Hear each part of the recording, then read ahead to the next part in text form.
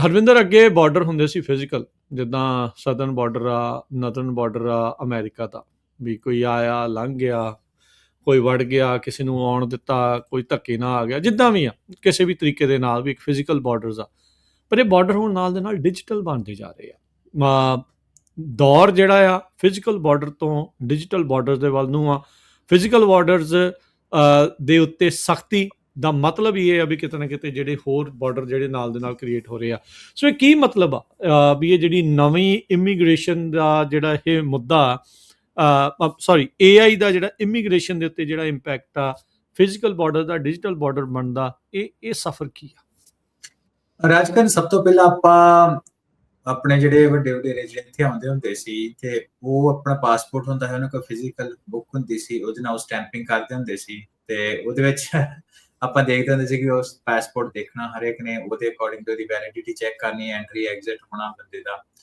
ਤੇ ਉਹਦੇ ਵਿੱਚ ਫਿਰ ਦੇਖੋ, ਜਿਹੜੀ ਆਪਾਂ AI ਦੀ ਗੱਲ ਆ, AI ਤੋਂ ਇੱਕ ਸਟੈਪ ਪਹਿਲਾਂ ਆਪਾਂ ਨਾਰਮਲ ਡਿਜੀਟਾਈਜੇਸ਼ਨ ਦੀ ਗੱਲ ਕਰ ਲੈਂਦੇ ਹਾਂ। ਤੇ ਡਿਜੀਟਾਈਜੇਸ਼ਨ ਦੇ ਵਿੱਚ ਉਹ ਜਿਹੜਾ ਸਾਰਾ ਕੰਮ ਹੈਗਾ ਪਾਸਪੋਰਟ ਤੋਂ, ਉਹ ਪਾਸਪੋਰਟ ਪਹਿਲਾਂ ਮੈਨੂਅਲ ਐਂਟਰੀ ਹੁੰਦੀ, ਮੈਨੂਅਲ ਸਟੈਂਪ ਲੱਗਦੀ ਹੁੰਦੀ ਸੀ, ਤੋਂ ਬਾਅਦ ਕੰਪਿਊਟਰ ਆਏ, ਇੰਟਰਨੈਟ ਆਏ, ਉਹ ਤੋਂ ਬਾਅਦ ਤੁਹਾਡਾ ਜਿਹੜਾ ਡੇਟਾ ਸਾਰਾ ਆਨਲਾਈਨ ਕਲਾਊਡ ਦੇ ਉੱਤੇ ਜਾਣਾ ਸ਼ੁਰੂ ਹੋ ਗਿਆ ਨਾ, ਐਂਟਰੀ ਐਗਜ਼ਿਟ। ਤੇ ਪਰ ਉਹਦੇ ਤੋਂ ਬਾਅਦ ਵੀ ਸਟੈਪ ਬਾਈ ਸਟੈਪ ਹੀ ਇਸ ਤਰ੍ਹਾਂ ਹੋਇਆ। ਉਸ ਤੋਂ ਬਾਅਦ ਜਿਹੜੇ ਤੁਹਾਡੀ ਐਂਟਰੀ ਐਗਜ਼ਿਟ ਹੋਣੀ, ਤੁਹਾਡੀ ਵੈਲਿਡਿਟੀ ਹੋਣੀ, ਇਹ ਵੱਖ-ਵੱਖ ਜਗ੍ਹਾ ਦੇ ਉੱਤੇ ਇਹ ਜਿਹੜੇ ਡੇਟਾ ਪਏ ਹੁੰਦੇ ਇੱਕ ਦੂਜੇ ਦੇ ਨਾਲ, ਇਹਨਾਂ ਦਾ ਕਮਿਊਨੀਕੇਸ਼ਨ ਨਹੀਂ ਸੀ। ਹੌਲੀ ਹੌਲੀ ਉਹਨਾਂ ਦਾ ਕਮਿਊਨੀਕੇਸ਼ਨ ਹੋਇਆ, ਜਦੋਂ ਬੰਦੇ ਨੇ ਐਂਟਰ ਹੋਣਾ ਉਹਦੇ ਨਾਲ ਹੀ ਤੁਹਾਡਾ ਹੋ ਜਾਣਾ ਕਿ ਤੁਹਾਡਾ ਪਾਸਪੋਰਟ ਦੀ ਜਾਣਕਾਰੀ, ਪਾਸਪੋਰਟ ਤੁਹਾਡਾ ਠੀਕ ਹੈ ਜਾਂ ਨਹੀਂ ਠੀਕ ਹੈ। ਫਿਰ ਉਹ ਤੋਂ ਬਾਅਦ ਉਹਦੇ ਉੱਤੇ ਵੀ ਖਾਸ ਤੌਰ ਤੇ ਜਿਹੜੇ ਵੈਸਟ ਦੇ ਵਿੱਚ ਲੋਕ ਹੈ ਨਾ, ਆਪਾਂ ਦੇ ਲੋਕਾਂ ਵਿੱਚ ਕਈ ਇੱਦਾਂ ਦੇ ਚੀਜ਼ਾਂ ਵੀ ਸੁਣੀਆਂ, ਦੇਖੀਆਂ ਤਾਂ ਨਹੀਂ ਸੁਣੀਆਂ, ਪਰ ਇੱਕ ਦੂਜੇ ਦੇ ਪਾਸਪੋਰਟ ਤੇ ਟਰੈਵਲ ਕਰ ਲੈਂਦੇ ਸੀ, ਭੈਣ ਭਰਾ, ਕੋਈ ਸ਼ਕਲਾਂ ਮਿਲਦੀਆਂ ਸੀ। ਸੋ ਉਹਦੇ ਤੋਂ ਬਾਅਦ ਜਿਹੜਾ ਅਗਲਾ ਸਟੈਪ ਆਇਆ ਉਹ ਫਿੰਗਰ ਪ੍ਰਿੰਟਿੰਗ ਦਾ ਆਇਆ। ਫਿੰਗਰ ਪ੍ਰਿੰਟਿੰਗ ਦੇ ਤੁਹਾਡੀ ਬਾਇਓਮੈਟ੍ਰਿਕ ਆਇਡੈਂਟੀਟੀ ਹੈ ਨਾ, ਉਹ ਬਣਨੀ ਸ਼ੁਰੂ ਹੋਈ। ਤੁਹਾਡੇ ਪਾਸਪੋਰਟ ਦੇ ਨਾਲ ਤੁਹਾਡੀ ਫਿੰਗਰ ਪ੍ਰਿੰਟਿੰਗ ਹੋਣ ਲੱਗ ਪਈ, ਉਹਦੇ ਨਾਲ ਆਇਡੈਂਟੀਟੀ ਤੁਹਾਡੀ ਅਟੈਚ ਹੋ ਗਈ। ਇਸੇ ਤਰ੍ਹਾਂ ਤੁਹਾਡੇ ਡੇਟਾ ਐਂਟਰੀ ਤੇ ਐਗਜ਼ਿਟ ਰੈਕੋਰਡ ਜਿਹੜੇ ਬਣਨੇ ਸ਼ੁਰੂ ਹੋ ਗਏ।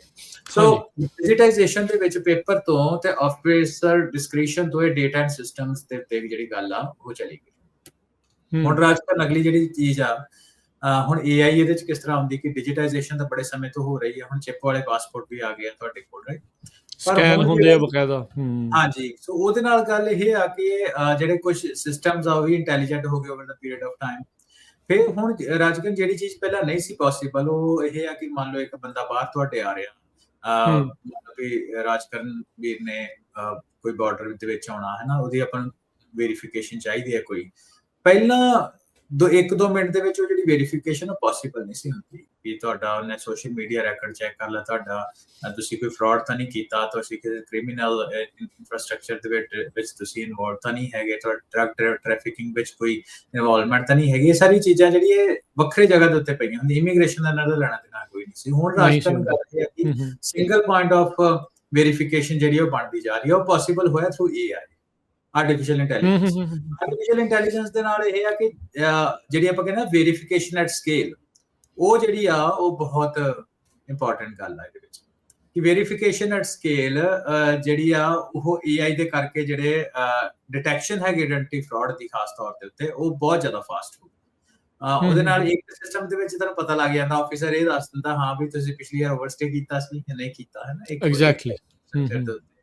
ਤੇ ਇਹ ਇਕੱਲੀ ਅਸੀਂ ਅਮਰੀਕਾ ਦੀ ਹੀ ਨਹੀਂ ਗੱਲ ਕਰ ਰਹੇ, ਈਵਨ ਏਸ਼ੀਅਨ ਕੰਟਰੀਜ਼ ਦੇ ਵਿੱਚ ਹੁਣ ਯੂਰਪ ਨੇ ਵੀ ਐਂਟਰੀ ਐਗਜ਼ਿਟ ਸਿਸਟਮ ਜਿਹਨੂੰ EES ਕਹਿੰਦੇ ਆ ਉਹ ਰੋਲ ਆਊਟ ਕੀਤਾ, ਜਿਹਦੇ ਵਿੱਚ ਤੁਸੀਂ ਫੇਸ ਇਮੇਜ ਪ੍ਰਿੰਟਿੰਗ ਦੇ ਨਾਲ ਤੁਹਾਡੀ ਐਂਟਰੀ ਤੇ ਐਗਜ਼ਿਟ ਜਿਹੜੀ ਆ ਓਵਰਸਟੇਜ ਜਿਹੜੀ ਆ ਤੁਹਾਡੀ ਉਹਨੂੰ US ਦੇ ਵਿੱਚ ਤਾਂ ਇਦਾਂ ਹੀ ਆ। ਹੁਣ ਆਓ ਕੈਮਰੇ ਦੇ ਮੂਹਰੇ ਹੋਵੋ, ਖੜੋ ਤੇ ਉਹ ਕਰੋ। ਸਾਊਦੀ ਅਰੇਬੀਆ ਨੇ ਇਦਾਂ ਦਾ ਜਿਹੜਾ ਕੀਤਾ ਹੋਇਆ। ਦੁਨੀਆ ਦੇ ਬਹੁਤ ਸਾਰੇ ਮੁਲਕਾਂ ਨੇ ਹੁਣ ਡਿਜੀਟਾਈਜੇਸ਼ਨ, AI ਵੈਰੀਫਿਕੇਸ਼ਨ ਨੂੰ ਐਡ ਕਰ ਲਿਆ ਜੀ।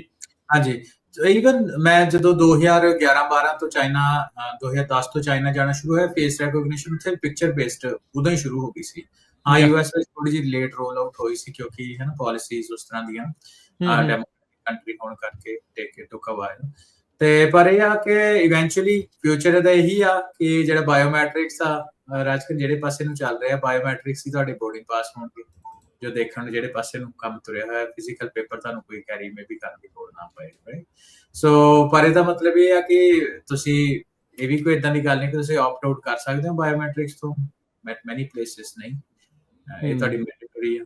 ਸੋ ਇੱਕ ਸਰਵੇਲੈਂਸ ਸਟੇਟ ਦੇ ਹਿਸਾਬ ਦੇ ਨਾਲ ਤੁਹਾਡੇ ਜਿਹੜਾ ਸਾਰਾ ਇਨਫਰਾਸਟ੍ਰਕਚਰ ਆ, ਇਹ AI ਨੇ ਉਹਨੂੰ, ਆਰਟੀਫੀਸ਼ੀਅਲ ਇੰਟੈਲੀਜੈਂਸ ਨੇ ਉਹਨੂੰ ਐਗਜ਼ੈਜਰੇਟ ਕਰ ਦਿੱਤਾ, ਵੱਡੇ ਪੱਧਰ ਦੇ ਉੱਤੇ ਲੈ ਆਂਦਾ। ਸੋ ਜਿਹੜੀ ਅਨੇਬਲ ਹੋ ਗਿਆ ਹੁਣ ਬਹੁਤ ਈਜ਼ੀਲੀ ਬਾਰਡਰ ਐਂਟਰੀ ਐਗਜ਼ਿਟ ਦੀ ਆਪਾਂ ਗੱਲ ਕਰੀਏ ਤੇ ਆਰਟੀਫੀਸ਼ੀਅਲ ਇੰਟੈਲੀਜੈਂਸ ਨੇ ਉਹਨੂੰ ਇਦਾਂ ਇੰਪੈਕਟ ਕੀਤਾ ਵੱਡੇ ਤੌਰ ਤੇ ਜੀ। ਇਹਦੇ ਵਿੱਚ ਹੀ ਹਰਵਿੰਦਰ ਮੈਂ ਨਾਲ ਹੀ ਜਿਹੜੀ ਗੱਲ ਕਰਦੇ ਜਾਈਏ ਵੀ ਹੁਣ ਅਮਰੀਕਾ ਦੇ ਵਿੱਚ ਜਿਹੜਾ ਰੀਅਲ ਆਈਡੀ ਮੈਂ ਥੋੜਾ ਜਿਹਾ ਚਲੋ ਨਾਲ ਇਸ ਦੇ ਜ਼ਰੀਏ ਅਪਡੇਟ ਵੀ ਆਪਾਂ ਕਰ ਦਿੰਦੇ ਹਾਂ ਆਪਣੇ ਸੁਣਨ ਵਾਲੇ ਦੇਖਣ ਵਾਲਿਆਂ ਨੂੰ। ਰੀਅਲ ਆਈਡੀ ਐਕਟ ਦੇ ਤਹਿਤ ਹੁਣ ਜਿਹੜੇ DHS ਨੇ TSA ਨੇ ਕਲੀਅਰ ਕਰ ਦਿੱਤਾ, ਜੇ ਤੁਹਾਡੇ ਕੋਲ ਰੀਅਲ ਆਈਡੀ ਨਹੀਂ ਆ, ਰੈਗੂਲਰ ਲਾਇਸੈਂਸ ਦੇ ਉੱਤੇ ਹੁਣ ਤੁਸੀਂ ਟਰੈਵਲ ਨਹੀਂ ਕਰ ਸਕਦੇ। You either have to have real ID ਜਾਂ ਪਾਸਪੋਰਟ ਜਾਂ ਕੋਈ ਇਦਾਂ ਦੀ ਚੀਜ਼ ਜਿੱਥੇ ਤੁਸੀਂ ਵੈਰੀਫਾਈ ਹੋ ਸਕਦੇ ਆ। ਅਦਰਵਾਈਜ਼ ਜੇ ਤੁਹਾਡੇ ਕੋਲ ਨਹੀਂ ਆ, $40 ਜਾਂ $45 ਫੀਸ ਰੱਖੀ ਆ, $45 ਦੀ ਉਹਨਾਂ ਦੀ ਫੀਸ ਆ। ਜੇ ਤੁਹਾਡੇ ਕੋਲ ਆਈਡੀ ਨਹੀਂ, ਉਹ ਫੀਸ ਦਊਂਗੇ, ਆਨਲਾਈਨ ਤੁਸੀਂ ਪੇ ਕਰਨੀ ਆ। ਇਹ ਵੀ ਨਹੀਂ ਵੀ ਉੱਥੇ ਮੌਕੇ ਤੇ ਜਾ ਕੇ ਤੁਸੀਂ ਪੇ ਨਹੀਂ ਕਰ ਸਕਦੇ ਏਅਰਪੋਰਟ ਦੇ ਉੱਤੇ, ਆਨਲਾਈਨ ਪੇ ਕਰਨੀ ਆ। ਲਾਈਨ ਚੋਂ ਬਾਹਰ ਨਿਕਲੋ, ਦੁਬਾਰਾ ਲਾਈਨ 'ਚ ਲੱਗੋ, ਤੇ ਉਹ ਗਰੰਟੀ ਨਹੀਂ ਕਰਦਾ ਵੀ ਤੁਹਾਨੂੰ ਟਰੈਵਲ ਕਰਨ ਦਿੱਤਾ ਜਾਊਗਾ ਅਨਲੈਸ ਉਹਨਾਂ ਦਾ ਸਿਸਟਮ ਵੈਰੀਫਾਈ ਤੁਹਾਨੂੰ ਕੁਝ ਮਿੰਟਾਂ ਦੇ ਵਿੱਚ ਕਰ ਸਕਦਾ ਹੈ। ਜੇ ਨਹੀਂ ਕੀਤਾ ਜਾਂਦਾ ਵੈਰੀਫਿਕੇਸ਼ਨ ਤੁਹਾਨੂੰ, ਤੇ ਫਿਰ ਤੁਹਾਨੂੰ ਸਫ਼ਰ ਉਸ ਦੇ ਜ਼ਰੀਏ ਨਹੀਂ ਕਰਨ ਦਿੱਤਾ ਜਾਊਗਾ। $45 ਨਾਨ ਰਿਫੰਡੇਬਲ ਆ। ਇੱਕ ਵਾਰੀ ਗਏ ਤਾਂ ਗਏ, ਤੇ ਉਹਦੇ ਵਿੱਚ ਸਿਰਫ ਤੁਹਾਡੇ ਕੋਲ 10 ਦਿਨ ਦੀ ਵੈਲਿਡਿਟੀ ਆ। ਜੇ ਉਹੀ 10 ਦਿਨਾਂ ਦੇ ਵਿੱਚ ਤੁਸੀਂ ਦੁਬਾਰਾ ਕਿਤੇ ਟਰੈਵਲ ਕਰਨਾ ਜਾਂ ਵਾਪਸ ਆਉਣਾ ਜਾਂ ਕਿਤੇ ਹੋਰ ਜਾਣਾ ਆ, ਤਾਂ ਇਹ ਆਪਾਂ ਵਿਦਿਨ US ਦੀ ਜਿਹੜੀ ਉਹ ਗੱਲ ਕਰ ਰਿਹਾ ਮੈਂ, ਤੇ ਉਹ ਤਾਂ ਤੁਹਾਡੀ ਜਿਹੜੀ ਉਹ ਚੱਲੂਗੀ, ਅਦਰਵਾਈਜ਼ ਨਹੀਂ। ਉਹ ਕਿੱਦਾਂ ਕੈਪੇਬਿਲਿਟੀ ਕਿੱਦਾਂ ਆਈ ਹੈ ਉਹਨਾਂ ਦੇ ਕੋਲ? This is through AI। ਇਹ ਜਿਹੜਾ ਡਿਜੀਟਾਈਜੇਸ਼ਨ, ਸਾਰੇ ਡਿਪਾਰਟਮੈਂਟਸ ਦਾ ਡਾਟਾ ਆਪਸ ਦੇ ਵਿੱਚ ਜਿਹੜਾ ਉਹ ਲਿੰਕ ਹੋਣਾ, ਉੱਥੋਂ ਇਹ ਪਤਾ ਲੱਗਣਾ, ਜਿੱਦਾਂ ਹਰਵਿੰਦਰ ਨੇ ਆਪਾਂ ਨੂੰ ਮੈਂਸ਼ਨ ਕੀਤਾ ਵੀ ਕੋਈ ਫਰਾਡ ਦੇ ਵਿੱਚ ਕੋਈ ਫੈਲਨੀ ਤਾਂ ਨਹੀਂ, ਕੋਈ ਕ੍ਰਾਈਮ ਤਾਂ ਨਹੀਂ, ਕਿਤੇ ਕੋਈ ਇਦਾਂ ਦਾ ਕਾਰਾ ਤਾਂ ਨਹੀਂ ਕੀਤਾ ਜਿਹਦੇ ਤੇ ਤੁਹਾਨੂੰ ਫਲਾਈਟ ਰਿਸਕ ਜਿਹੜਾ ਉਹ ਮੰਨਿਆ ਜਾ ਰਿਹਾ ਆ, ਜਾਂ ਵੀ ਤੁਸੀਂ ਖਤਰਾ ਤਾਂ ਨਹੀਂ ਜਿਹੜਾ ਕਿਸੇ ਤਰੀਕੇ ਦਾ ਬਣ ਸਕਦੇ। ਮੇਨ ਤਾਂ ਇਹੀ ਹੈ ਨਾ, ਥ੍ਰੈਟ ਦੇ ਨਾਂ ਦੇ ਅੰਡਰ ਹੀ ਇਹ ਸਾਰਾ ਕੁਝ ਜਿਹੜਾ ਉਹਨਾਂ ਨੇ ਕੀਤਾ ਆ। ਸੋ ਸਾਰਿਆਂ ਦੇ ਲਈ ਇਹ ਕਹਿ ਸਕਦੇ ਪਬਲਿਕ ਸਰਵਿਸ ਅਨਾਊਂਸਮੈਂਟ ਵੀ ਆ। ਮੇਕ ਸ਼ੋਰ ਕਰੋ ਵੀ ਤੁਹਾਡੀਆਂ ਰੀਅਲ ਆਈਡੀਜ਼ ਹੈਗੀਆਂ ਆ। ਜੇ ਰੀਅਲ ਆਈਡੀਜ਼ ਤੁਹਾਡੀਆਂ ਨਹੀਂ ਬਣੀਆਂ ਤਾਂ $45 ਜਿਹੜੇ ਤੁਹਾਨੂੰ ਦੇਣੇ ਪੈਣਗੇ, ਅਨਲੈਸ ਤੁਸੀਂ ਪਾਸਪੋਰਟ ਜਿਹੜਾ ਉਹ ਲੈ ਕੇ ਟਰੈਵਲ ਕਰਦੇ। ਤੇ ਅਮਰੀਕਾ ਦੇ ਵਿੱਚ ਬਹੁਤੇ ਬੰਦਿਆਂ ਦੇ ਕੋਲ ਤਾਂ ਮੈਜੋਰਟੀ ਦੇ ਵਿੱਚ ਪਾਸਪੋਰਟ ਹੁੰਦਾ ਹੀ ਨਹੀਂ ਆ। ਆਪਣੀ ਕਮਿਊਨਿਟੀ ਵਾਲੇ ਤਾਂ ਚਲੋ ਸਾਰੇ ਰੱਖਦੇ ਹੀ ਆ, ਪਰ ਜਿਹੜੇ ਅਮਰੀਕਨਸ ਆ ਉਹ ਜਿਹੜਾ ਨਹੀਂ ਰੱਖਦੇ। DMV ਦਾ ਆਪਣਾ ਹਰਵਿੰਦਰ ਡਾਟਾ ਆ, ਸਿਰਫ 53% ਕੈਲੀਫੋਰਨੀਅਨਸ ਨੇ ਜਿਹੜੀ ਆਪਣੀਆਂ ਆਈਡੀਜ਼ ਉਹ ਰੀਅਲ ਆਈਡੀਜ਼ 'ਚ ਕਨਵਰਟ ਕੀਤੀਆਂ ਆ। ਸੋ ਆਲਮੋਸਟ ਅੱਧੀ ਕੈਲੀਫੋਰਨੀਆ ਨੇ ਅਜੇ ਤੱਕ ਰੀਅਲ ਆਈਡੀਆਂ ਨਹੀਂ ਬਣਾਈਆਂ। ਸੋ ਜਿਨ੍ਹਾਂ ਨੇ ਨਹੀਂ ਬਣਾਈਆਂ, ਮੇਕ ਸ਼ੋਰ ਕਰ ਲਓ ਵੀ ਤੁਸੀਂ ਉਹ ਬਣਾ ਲਓ। ਤੇ ਟੂ ਦਾ ਪੁਆਇੰਟ ਜਿਹੜੀ ਆਪਾਂ ਗੱਲ ਕਰ ਰਹੇ ਸੀ ਵੀ ਉਹਨਾਂ ਦੇ ਕੋਲ ਵੈਰੀਫਿਕੇਸ਼ਨ ਕੈਪੇਬਿਲਿਟੀ ਕਿੱਦਾਂ ਆਈ ਆ AI ਦੇ ਨਾਲ, ਡਿਜੀਟਲ ਬਾਰਡਰਸ ਦੀ ਜਿਹੜੀ ਅੱਜ ਆਪਾਂ ਇਸ ਦੇ ਵਿੱਚ ਨਾਲ ਗੱਲ ਕਰ ਰਹੇ ਹਾਂ। Please continue. ਜੀ ਬਿਲਕੁਲ।